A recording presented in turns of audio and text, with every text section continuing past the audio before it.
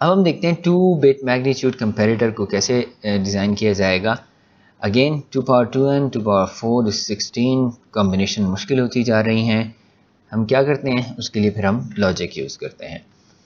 Suppose for example we have two numbers of having 2 bits each। तो इस case में a और b बराबर कब होंगे, जब a0 b0 के बराबर होगा और a1 b1 के बराबर होगा। So here we have a1 and b1 not b0, fine। तो और हर बिट का बराबर होना ज़रूरी है। अगर a 0 है, a0 0 है और a1 0 है तो b0 और b1 को भी 0 होना चाहिए। ये बराबर तब होंगे जब ये 0 1 और ये भी 0 1 1 0 1 0, इसकी कोई भी वैल्यू हो, दोनों को इक्वल होना चाहिए। तो हम ये कहते हैं कि generally if a0 is equal to b0, और इक्वलिटी हमने पिछले उसमें देखी, इक्वलिटी किस तरह रिप्रेजेंट की जाती है, a bar b bar plus A B से। सो हम ये कहते हैं कि अगर x0 या ये वाली पहली वाली वैल्यू बराबर है तो उसके लिए इसको ये सेटिस्फाई करना चाहिए, a bar b bar plus a0 b0, ठीक है। और दूसरी जो this is called least significant bit and this is called MSB, most significant bit. तो इसके बाद मोस्ट सिग्निफिकेंट बिट की तरफ हम आते हैं। हम कहते हैं ये भी बराबर होना चाहिए। So it must satisfy both conditions, यानी पहला बिट भी बराबर होना चाहिए और दूसरा बिट भी एक दूसरे के इक्वल होना चाहिए। तो पहला बिट की इक्वलिटी पहले की x0 से रिप्रेजेंट की एंड दूसरे की हमने x1 से। तो इनके दरमियान डॉट लगा दिया, हमने कहा दोनों कंडीशन का सेटिस्फाई होना ज़रूरी है। एंड ऑफ टू x0, ठीक है, ये एक x0 है, दूसरा ये x0 है, इनके दरमियान एंड। अगर दोनों सेटिस्फाई होंगी तो a b के इक्वल होगा, अगर नहीं होंगी तो इक्वल नहीं होगा।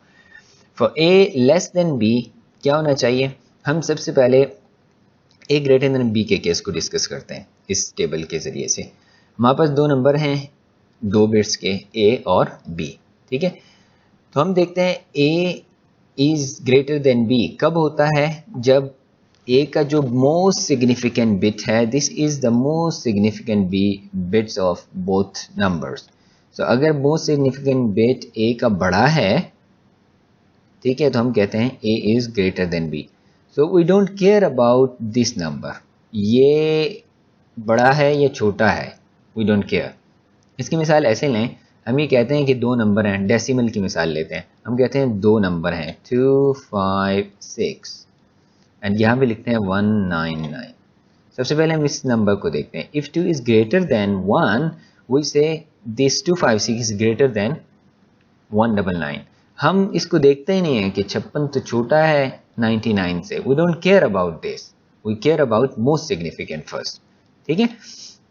अब एक और मिसाल लेते हैं। अगर ये इस तरह हो 2 5 6 और ये इस तरह आ रहा हो 2 एंड देन 5 एंड देन 4, हमने देखा ये बराबर हैं तो हम आगे चेक किया ये भी बराबर है। तो इसके बाद हमने तीसरे को देखा, अगर तीसरे में a की वैल्यू b से बड़ी है तो तब हम कहते हैं ये सारा नंबर 256 इज़ ग्रेटर देन 254। लेकिन इसके लिए शर्त क्या है कि पहला भी बिट बड़ा होना चाहिए मोस्ट सिग्निफिकेंट, उसके बाद वाला भी बड़ा होना चाहिए और पहले दो इक्वल होने चाहिए, पहले दो इक्वल होने चाहिए और उसके बाद तीसरा बड़ा होना चाहिए।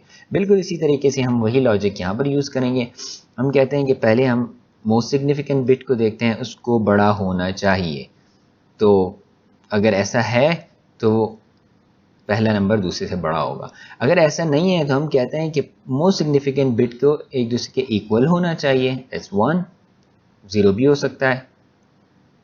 लेकिन इसके बाद हम देखेंगे कि उसके बाद वाला नंबर अगर बड़ा है तो भी fine, a is greater than b। लेकिन शर्त क्या है कि उससे पहले वाले नंबर एक दूसरे के इक्वल होने चाहिए।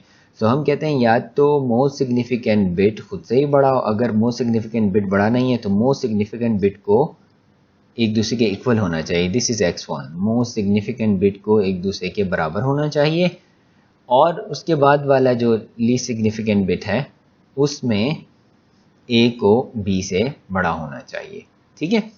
बिल्कुल इसी तरह की लॉजिक आप a लेस देन b में भी यूज़ कर सकते हैं। हम कहते हैं कि मोस्ट सिग्निफिकेंट बिट में a should be less than b, ये a bar b represents a less than b, ठीक है।